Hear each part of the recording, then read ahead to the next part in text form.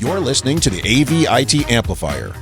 Each week, we'll feature voices and ideas that need to be amplified in the higher education and pro-AV IT communities. This show is brought to you by higheredav.com. And now here's your host, Ryan Gray. Well, hello, everybody. Thank you for tuning in again to another episode of the AV-IT Amplifier. As always, I am your host, Ryan, and if it is Wednesday, you know that I am going to be here bringing you the voice of someone that I think you need to hear from, and today is absolutely no exception of that. And I am extremely excited because I'm going to start off telling you about this guest, that the way, like, anytime you know you are going to see this person, it immediately puts you in a good mood.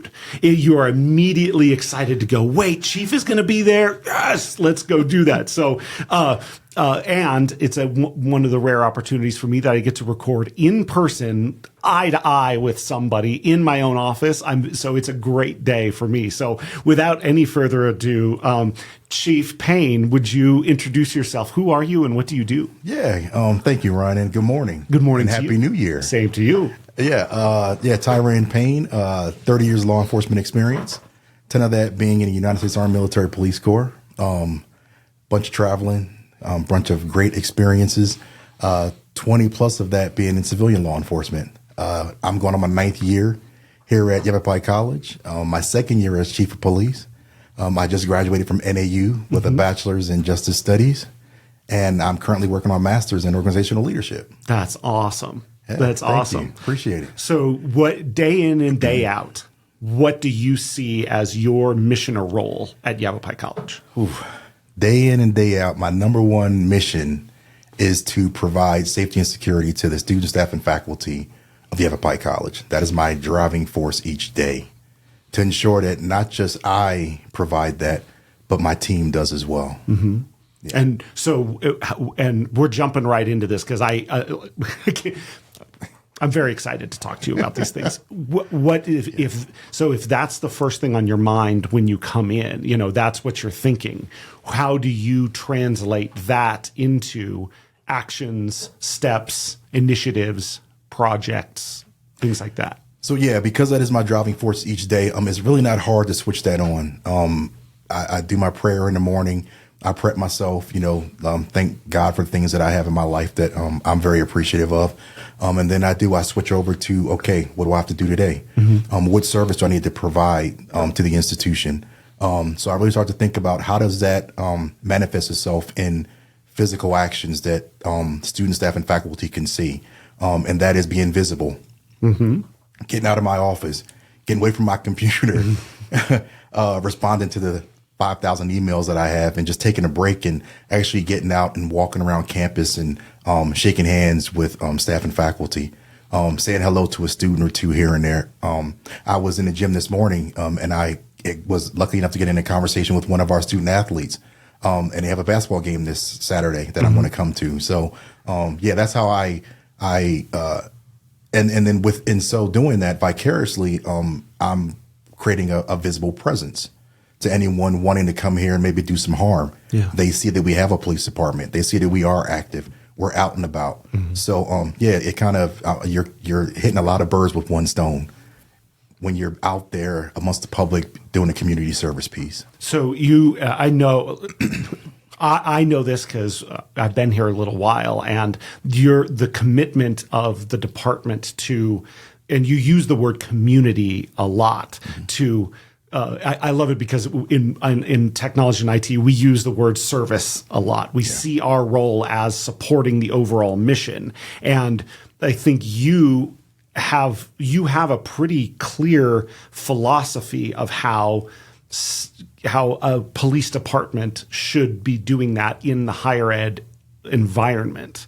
If you had to distill that philosophy down, what would it sound like? The police department. Okay, so I'm thankful to have an amazing team. I have an amazing leadership team in Sergeant Bareilles, Sergeant Monday, Shelby, the executive assistant. And so we have decided as a leadership team to not force, but coach our team members into finding ways to link themselves to the institution. For example, I'm a member of SOUL, Students of Leadership. Yeah. In higher education, the difference between higher education and municipal policing, there's a huge difference. Municipal policing, you're kind of running call to call to call. You're busy, you're moving. The community-based piece can get missed because you are so busy. In higher education, it's a business. So running a police department like a business, customer service, customer satisfaction is very important. So myself and my team members, we understand the need to ensure that our student, staff, and faculty are pleased with our service. They don't mind coming up and talking to us because they know we're approachable. Yeah. So I think that's how we link ourselves to the institution through things like SOL, teaching CRACE, civilian response to active shooting incidents, RAD, rape aggression defense, which Megan and Shelby instruct for female, not just female student, staff, or faculty, but to the community. It's open to the community. So these are things that we do behind the scenes outside of the response to violent critical incidents or burglaries or thefts that link us to the institution. So thank you for that answer. I love it because one of the themes that's come up on the show a lot especially in technology, but in other things is sort of the paradigm of proactivity versus reactivity. And what you sort of articulated is the feeling that municipal policing, you end up in just kind of all you can manage is reactive mode, call to call to call. Something happens, we respond, and I think there's a lot of value placed on what that response is and the value of it. But working in a higher ed environment, it either allows you or it says actually the priority on proactivity is a key part of the success of what you do. That's true. That's correct. And yes, you are afforded more time to be proactive in higher education policing. You are, because you're not running hot calls all day. Yeah. But a municipal police officer, even though they're busy, they can find time. It's harder. Don't get me wrong. It's not as easy. Right. But and I think in today's climate, we have to find that time to show the community that we are people too. Yeah. Build those relationships. Engage when we can. Again, it's not going to happen as often because that next call is waiting. Yeah. But in higher education, yes, that is huge. That is kind of our bread and butter. Yeah. We're very, I think we're very proactive in higher education policing. Does that play into why you've chosen higher education as a place to, spend your time and talent? Yes, it is. Yes, it is. I spent majority of my career in municipal policing. So yeah, when I switched over to higher ed policing, I realized this was different, completely different, totally different monster. And it actually was refreshing. I realized that, okay, this is a piece of law enforcement that I've not even thought about, and I really enjoyed the dynamic of how things work within higher education. It's different. I can't say it's more political because it's not. The politics are everywhere. Yeah. But just the way I've had to learn to adapt and operate as a police officer is different. Again, de-escalation is huge on this end. Yeah. You have to be able to de-escalate and have educational moments. Not everything has to end in going to jail or criminal charges. We have conduct and discipline. Maybe we can take this and make it a conduct issue, and then we'll pull in student development. And so that's the cool thing about working in higher education. When you learn how to navigate the different partners, it just it's amazing. So it sounds like seeing instead of a police department kind of having to be a stand-alone, everything, you get to be part of a larger ecosystem designed to serve students and serve the community. Yes. And so you get to partner with some of those people. So there's a little more, a little less enforcement, a little more caring that kind of goes into it. That's fair to say. Yes. A lot more caring goes into it. Yeah. Again, these are young minds we're dealing with. Yeah. These are young minds. And I know we have non-traditional age students. I'm one of them. Yeah. Exactly. And I think we're always learning. Ollie is an example of that. We're always students. But again, our primary demographic will be those younger minds. So yeah, it's nice to be able to have an opportunity to make some things an educational moment and not a student having to leave on probation or with criminal charges. Right. So yeah, that was different. Yeah. There seems like there's a lot of, be it either empathy or compassion that comes into that sort of, is that then, not to get too far in the weeds, but something that is you're filling out your team. You're looking for either staff or sworn officers that that are already thinking that way, or is it the sort of thing you want to bring somebody in that you can show, this paradigm to? So yes, I have learned to hire for fit. Because this is a different environment. And if you spend a lot of time in municipal policing, that culture is just different.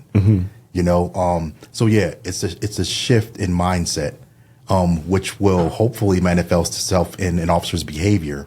So I enjoy the opportunity to have that interaction, and I know my sergeants do as well, to show municipal police officers, look, we get where you came from. We came from there too. Yeah. But this is the environment that you find yourself in now.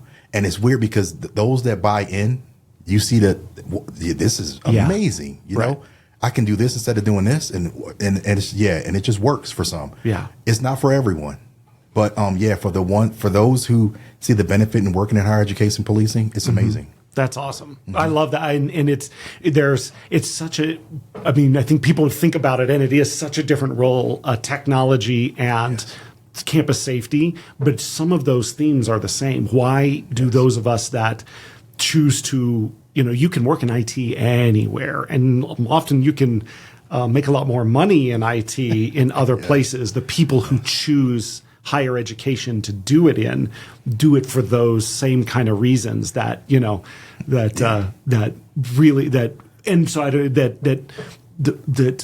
the mission of the institution fulfills them in some way beyond their day in and day out role.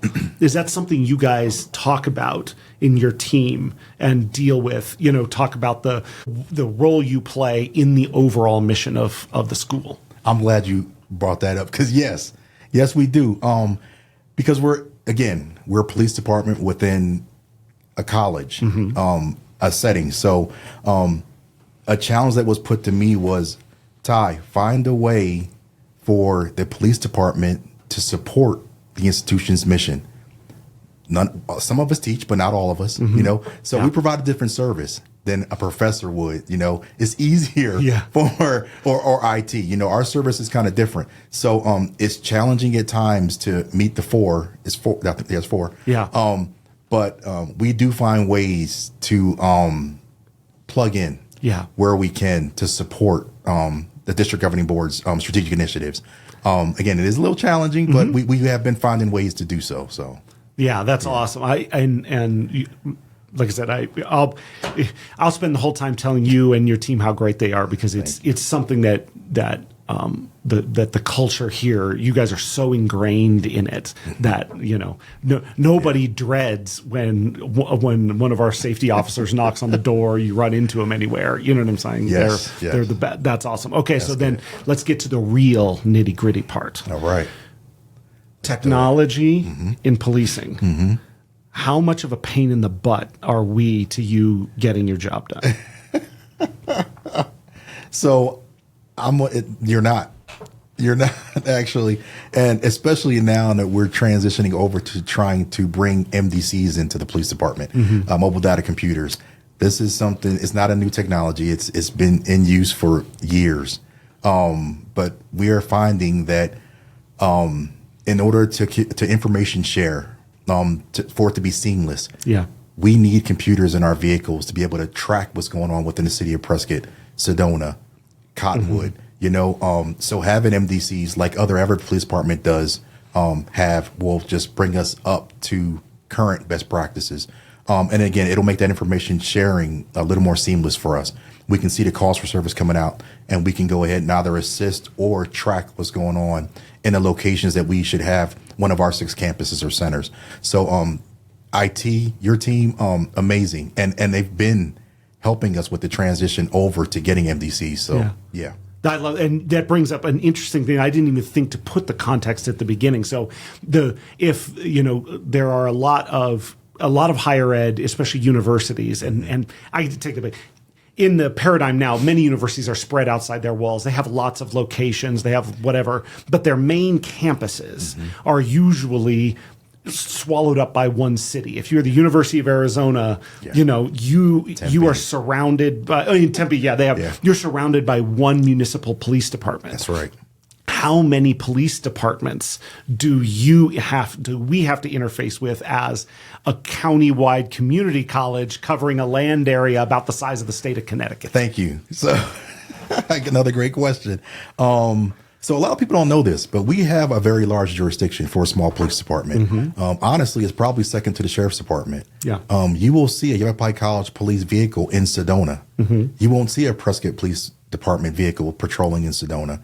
We have a center in Sedona. For context, how long does it take to get from Prescott to Sedona? Roughly an hour and a half. So they're not next door, is what we're saying. They're not next door. Exactly. They're not next door. And they have needs. We've had calls for service there for, transients coming and using, drugs within, so we have to respond and show our presence at that center. Same thing with Chino Valley Center, another remote center that falls within the city or town limits of Chino Valley. Yeah. But we also have to remember that these towns also have their own crime that they have to manage and deal with. So I'm not going to say that they will put our properties second in response. But again, we're talking about municipal policing. Right. The calls for service, depending on what day it is, could be high. So our campus or center may not see a police officer for weeks on end if we don't go out and patrol those campuses or centers. So, and that's our responsibility to do so. If there's a crime that's committed on our campus or center, we respond and we handle it. So yeah, we thankfully maintain a good relationship, a great relationship with all 6 agencies that our campuses or centers reside. Yeah. So yeah.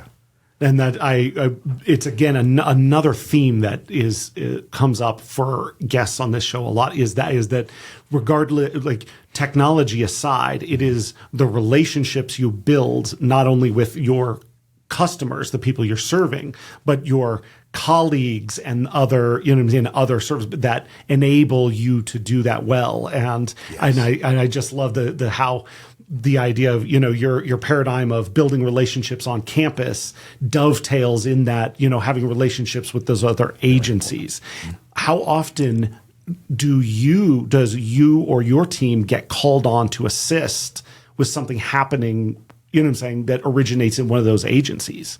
So thankfully, my team is so proactive that it doesn't even usually take them being called out to assist. Got it. If they hear something happening, and I completely support this. I know leadership would. We would not leave another police officer on the side of the road dealing with a violent situation. If my officers are going in transition from the Clarkdale Center to Sedona Center and they see a Clarkdale police officer, Cottonwood police officer, state trooper on the side of the road on a traffic stop, handling a situation that turns violent, we will pull over and assist. Yeah. And we will pull over and just make sure that they're code forward just to do so. Yeah. Because that is what we do as law enforcement in our interagency agreements. Because if we were to have an incident, a major violent critical incident, right, our expectation would be that the city of Prescott would come to our aid. Yeah. Sedona PD would come to our aid. So they have the same expectation of us. So yeah, we pride ourselves in doing that. And it is reflected. I have seen that, when I'm leaving work, you go by and there's a stop, there's something happening. There's, you could even have an accident, an injury accident nearby, and there's a Yavapai College police vehicle in there with everything else. And this, just aside from what's happening, the symbolism of that for everybody that goes by to see Yavapai College, part of the community, ingrained. You know what I'm saying? I love it. I've been trying to figure out if I could come work in your guys' department because of everything that exudes out there. And then I look at what you do and go, oh my God, I couldn't handle it. I need a computer to hide behind sometime. You know what I'm saying? Yeah. Well, we're going to have them in DC soon, so we'll have a... And so throwing one other technology question between things you've used and seen, you talked about MDCs and your experience or exposure to technology assisting policing, and I think probably usually tactical things is where people's minds first go to, but even communication, other things.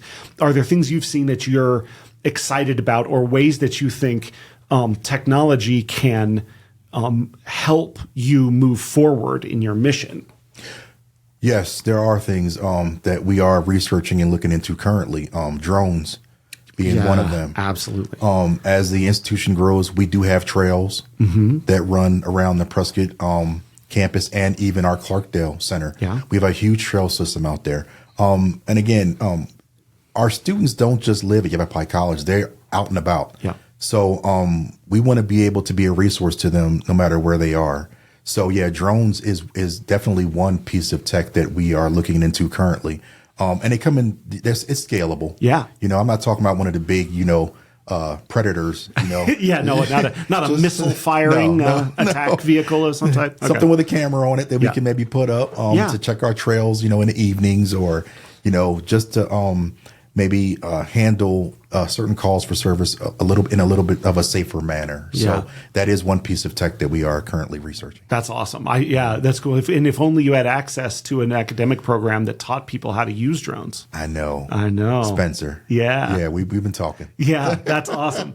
That's cool. That's a great example. Yeah, I could get sidetracked talking about drones, because the same thing exists in the world of creating technology-driven immersive experiences. Yes, what I'm saying, when you go, our people, we're very good at indoor ones, but when you go outdoor, all of a sudden, it changes the paradigm of what you can see and what you can make people see. That's right. When you can have this technology that lives in the air and is comfortable there. I could go down a total rabbit hole with you on that. That's awesome. Yeah, it's funny you mentioned that too, because we also did have a meeting with a company that does VR. VR headsets. That's another piece of tech that's actually leaps and bounds.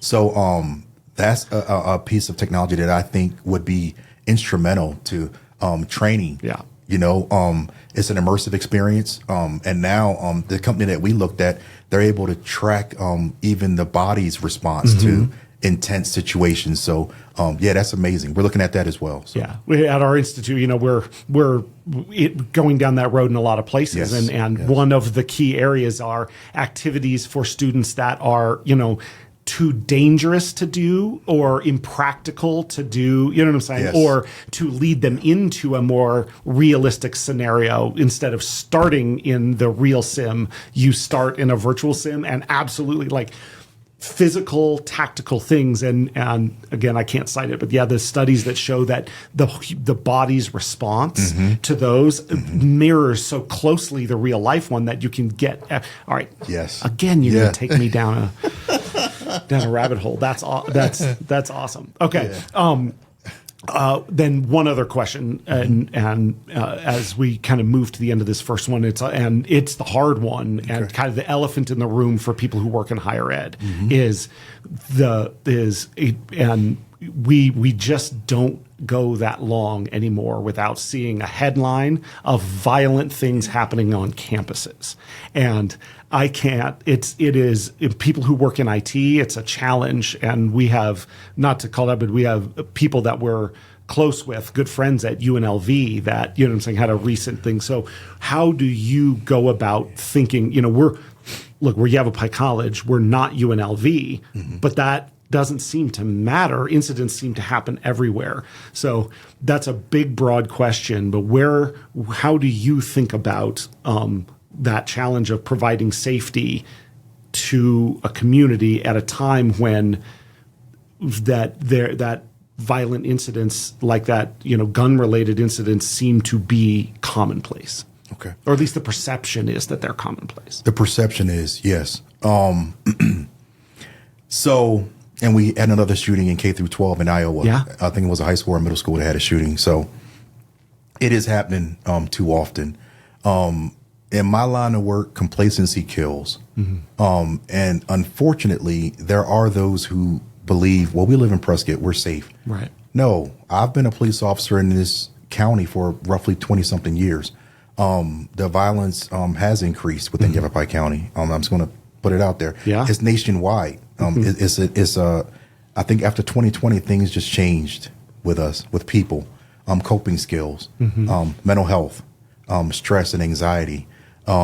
So my thoughts around Yavapai College and these types of incidents, which honestly is our bread and butter. That's why we're here. We are the college's response to violent critical incidents. Yeah. Everything else is what we do just because we're police officers, peace officers, actually. Yeah. That's what the state recognizes us as. Yeah.